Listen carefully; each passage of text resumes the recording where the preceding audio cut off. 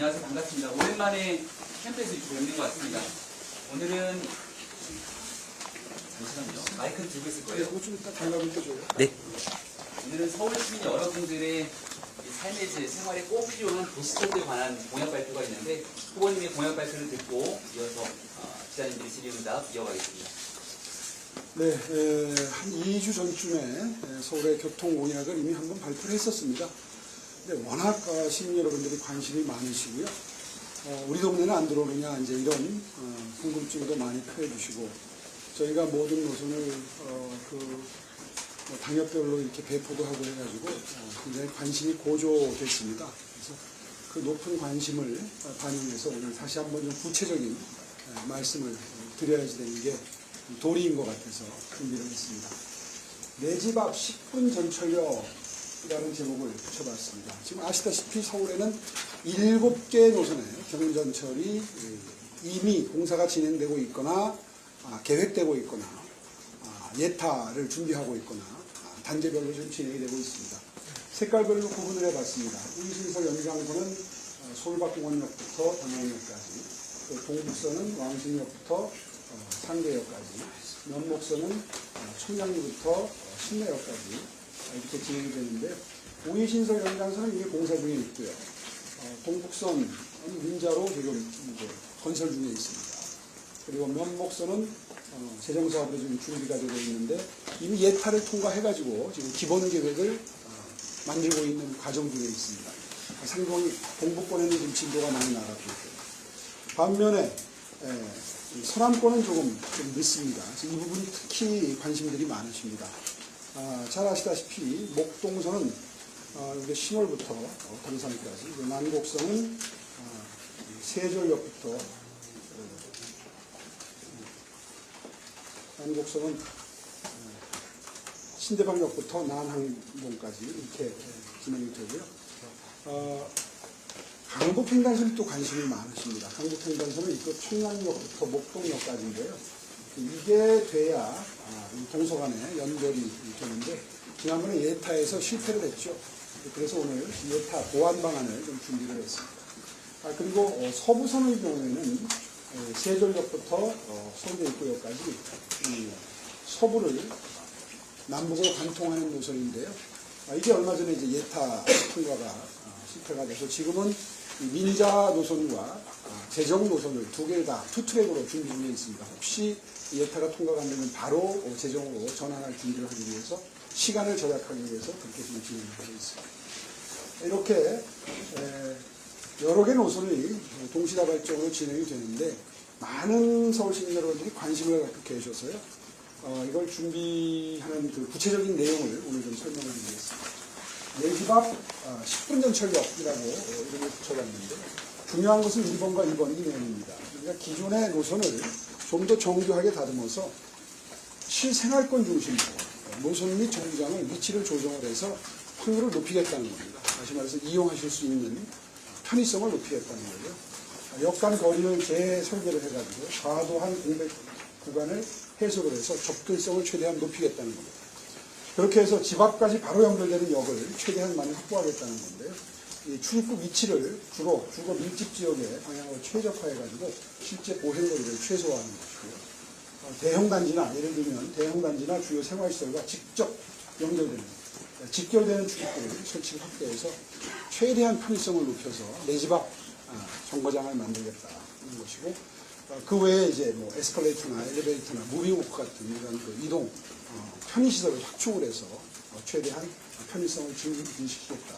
그 다음에 마을버스와 버스 노선, 철도역 간의 연계 체계를 잘 구축을 해서 연계가 쉽도록 하겠다는 건데 이렇게 1번, 2번 사항 이런 그 노력을 기울이면 약 14개 정도의 동이 더 발굴이 됩니다. 이렇게 해서 지금 여기 설명드린 7개 노선에 83개 역에 170여 개 동이 연결이 되는데 이렇게 되면요.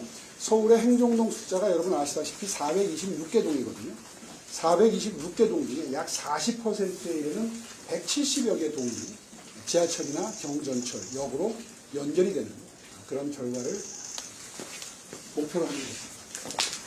그 다음에 중요한 것은 29년도부터 모든 7개 노선을 전부 착공할 수 있도록 준비를 하겠다는 겁니다.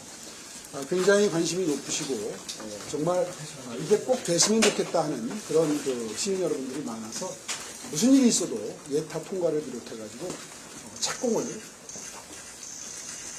29년도까지는 모두 전 노선을 착공하겠다는 말씀을 드리는 것이고요. 이 9조 2천억 정도 투입되는 이 재원은 지난번에 말씀드린 것처럼 한 2조 5천억 정도는 사전협상제도에 의한 공공기여분으로 마련할 수 있을 것으로 예상이 되고요. 한 2조 정도는 또 공공토지를 유휴부지를 매각해서 만들어지는 재원으로 조성을 하고 나머지는 국비의 지원도 있고 또 민자 투자도 있기 때문에 충분히 9조 2천억 정도의 재원이 마련이 된다 이렇게 말씀드릴 수 있겠고요.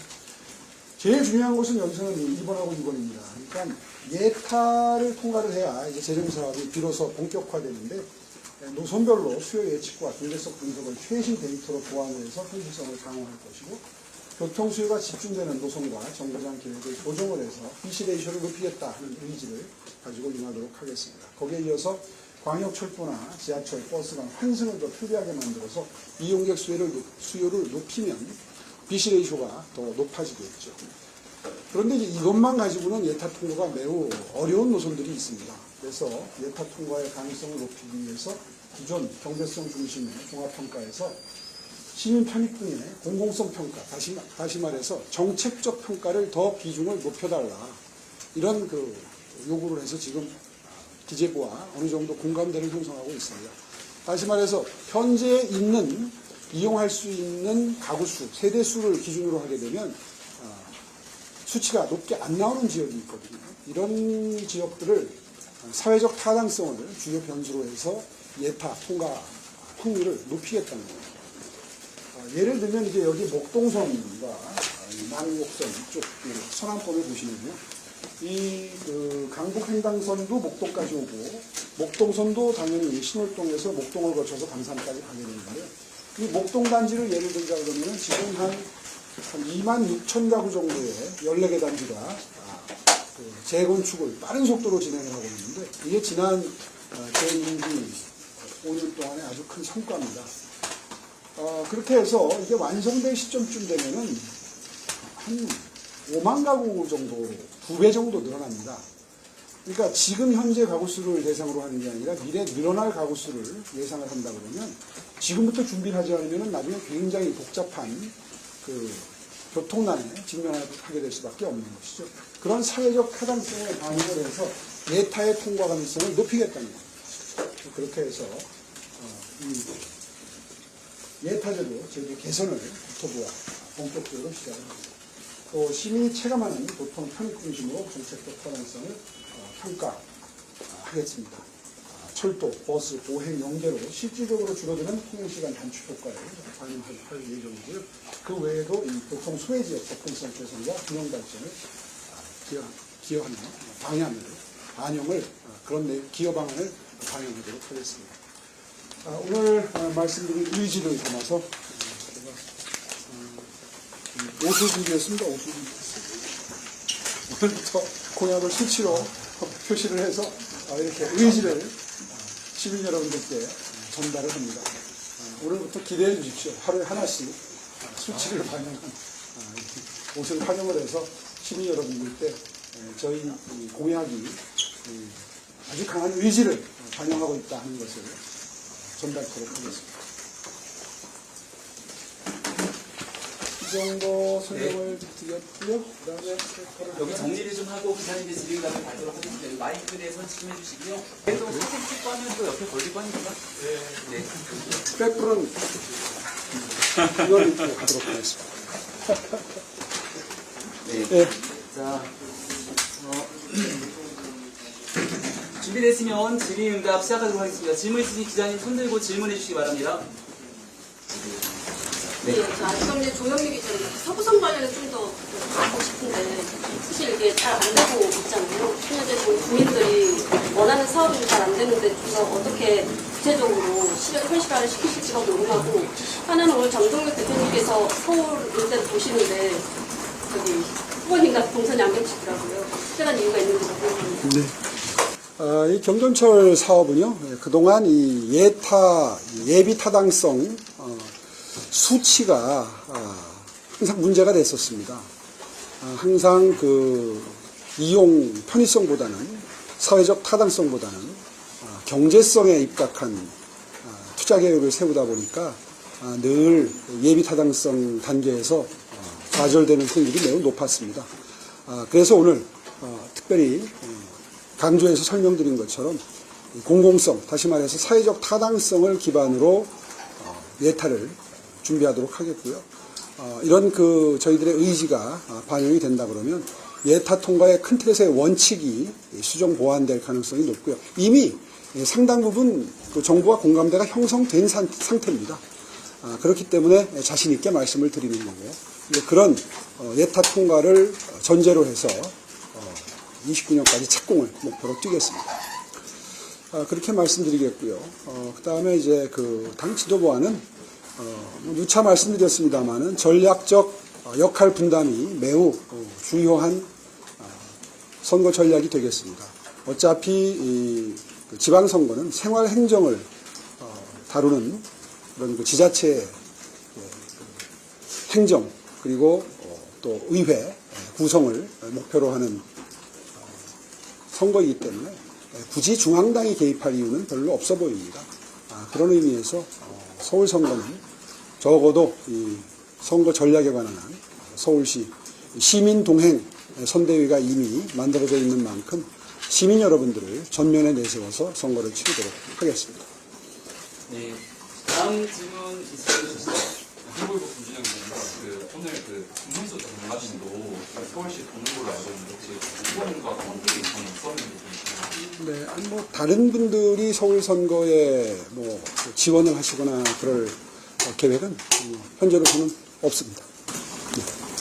네, 우측에서도 혹시 질문 있으시면 질문 주시죠. 네, 백 기자님. 어제 기자회견했던 소송 미래일자리 관련해서 정원호 후보 캠프 쪽에서 공익적 목적으로 투명하게 운영을 했고 구청장 측근 침입이랑 관련이 없다 이렇게 해명을 했거든요. 이거 어떻게 정원호 후보 측의 해명은 모두 사리에 맞지 않는 해명이라는 건 아마 들으시면 바로 느끼실 수 있을 겁니다. 공익사업을 하는데 왜 개인 투자자의 투자금을 받습니까? 민주당은요, 항상 이 큰 공직선거를 통해서 얻게 되는 자리를 좌파 진영 인사들의 일자리나 아니면 이권을 챙기는 수단으로 활용해 왔습니다. 전형적인 박원순 시즌2의 징표라고 생각을 합니다. 이 사업은요, 적자가 나는 사업이 아닙니다. 공공재원으로, 다시 말해서 시민 세금으로 만들어진 재정으로 일자리 사업을 하는 곳입니다. 일자리 사업을 하는데 왜 주식회사 형태로 만드는데 거기에 20%가 됐든 30%가 됐든 왜 개인 투자자가 필요합니까? 이게 엄청난 돈이 들어가는 거라면 그러면 재원 부족 때문에 고민을 한다고 하지만 이분들 투자한 액수가 1,000만 원대예요. 그런데 8년 동안 처음에는 이익이 많이 안 났는데 8년 동안 사업이 진행되면서 이익이 누적된 게 지금 10몇 억에 달하고 그리고 작년 매출만 53억인가 아마 제 기억이 정확하다면 작년 1년 동안 집행된 액수가 50억이 넘습니다. 이렇게 되면 이익 잉여금이 계속 쌓여갈 텐데 이거 나중에 반드시 문제됩니다. 지금 당장 그동안의 어떤 사업이든 초기에는 이익이 나지 않기 때문에 모면하고 변명할 수 있지만 이미 이익 잉여금이 10억대 이상으로 쌓여있는 상황에서 이거 어떻게 분배할 건지 입장을 밝혀야 합니다.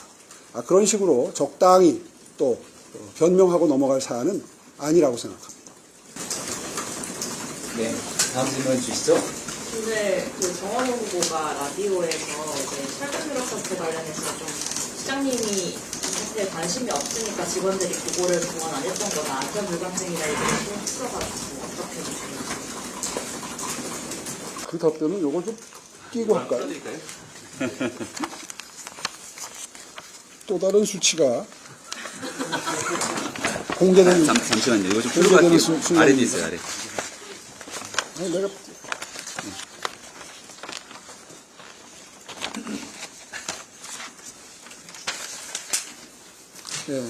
저한테 자꾸 안전 불감증 얘기를 해서 0%라고 쓴 것을 지금 보여드리고 있습니다. 뭐가 0%냐? 서울에는 약 300여 개의 지하철역이 있습니다. 스크린도어가 만들어지기 전에는 매년 평균 지하철역에서 사망자 숫자가 37명, 많은 해에는 40명이 훨씬 넘었습니다.